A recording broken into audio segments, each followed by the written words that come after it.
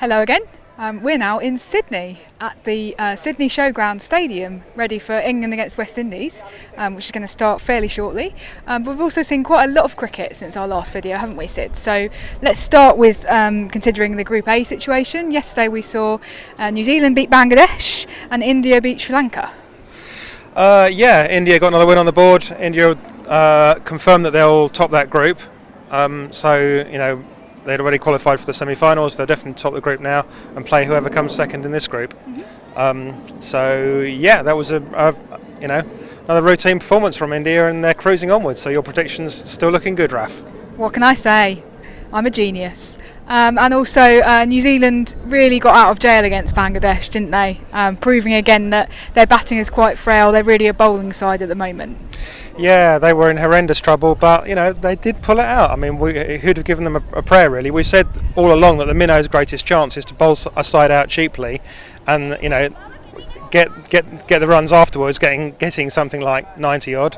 But New Zealand kept their nerve and they did it. So good for them. Yeah, it'd be really interesting to see what happens in their winner-takes-all match against Australia. Oh, I'm really excited about this one.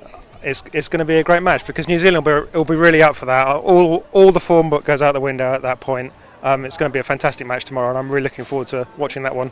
Yeah, it'd be brilliant. Okay, and then Group B, which is obviously England's group, we've seen South Africa take two memorable wins against Thailand the other day and just now against Pakistan. So they're now through to their first World semi-final since the 2017 World Cup, which is great for them. Yeah, and it's been their batsmen that have really done that, haven't it? Luzelle Lee hit 100 the other day and was still dead cross with herself for not doing something, not hitting another 100 or something. I don't know what that was all about. But she was great, and her innings was just so powerful. She powered on and on and on, and her strike rate increased through the innings. It was fantastic.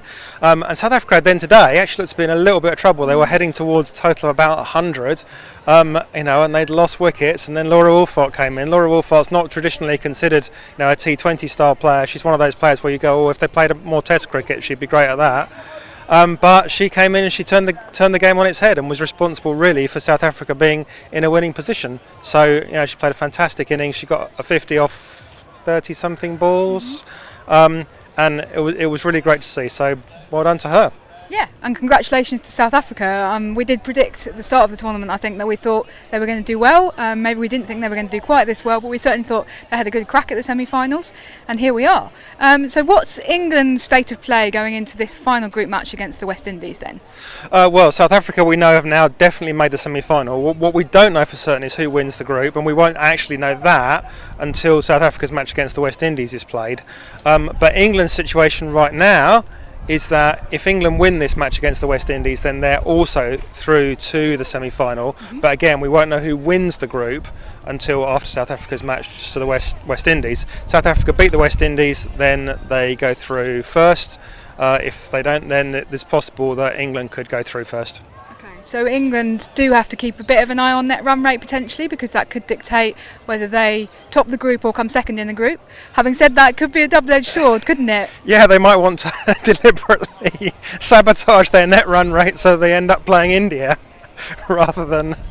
But no, they're not going to do that. They will see that they're going to. They need to win the game. So by that token, they need to do something that's going to make their net run rate better. I mean, I suppose there's some way that they could go, well, we've made the total in 12 overs, and we need one more run. We'll just block the next 7.4 overs and then hit a single off the penultimate ball to win the game, and therefore sabotage our net. But then no, that's not going to happen, obviously. That requires Heather Knight to do some very quick maths as well, doesn't it? So. Yeah. We saw England the other day have a very convincing win against Pakistan, at least a convincing win on paper. Is there anything that you think they'll be looking to improve on going into this match against West Indies, Sid? Well, I think they still need to improve the batting. We haven't seen the perfect all-round batting performance from England yet. We've seen some battling performances from Heather Knight, but I think that England can still do better, and here's another chance for them to do so. So let's put in a good batting performance to match the fantastic bowling performance we saw the other night. Yeah, absolutely, I would agree. There's been a lot of criticism in particular around the two openers, Danny Wyatt and Amy Jones, both of whom haven't particularly shone in this tournament. Amy Jones seems to have come in for particular vitriol. Some of the TV commentators suggesting that they've no idea why she's opening. I think part of the problem is that so many people are thinking still in their mind about the most high profile series that we've had, which was the Women's Ashes last summer, in which she did have a very poor series, but actually she's really come back since then and had a few good innings. So I think that might be part of the concern. What do you think about the Amy Jones conundrum, Sid? Well, I don't think there's much of a conundrum, and I'm fairly certain that England aren't going to do anything about it. I think that her best place remains at the top of the order. I think if you want to get the most out of her, that's the place for her to bat.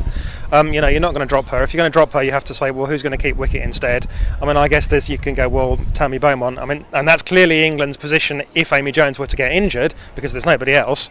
Lauren Winfield has kept wicket in the past, but she hasn't even kept wicket at domestic level for years and years. It's a pretty good 5 years since we last saw her keep wicket for Yorkshire, so that's not the answer. So Tammy would keep wicket if Amy Jones is injured, but I think that you definitely want Amy Jones in the side for her wicket keeping, and you want to put her at the position where she'll bat best, and that is still opening the batting. And you don't let 3 games necessarily change what's happening there. Yeah, I mean, I still think that Tammy Beaumont's batting too low. I'd personally have her at 3 because I think that she is probably their best batsman, and that's fine. But I do think that I agree with you that Amy Jones is, with her, a lot of it is about confidence. And if you drop her down the order, then she's going to feel that is, that's a mark against her, and she's not going to bat to the best of her capabilities. We're pretty sure, though, that England are going to be going in with the same team and the same strategy for reasons that we already articulated in our last video. And the video before that, and the video before that. We're nothing if not consistent.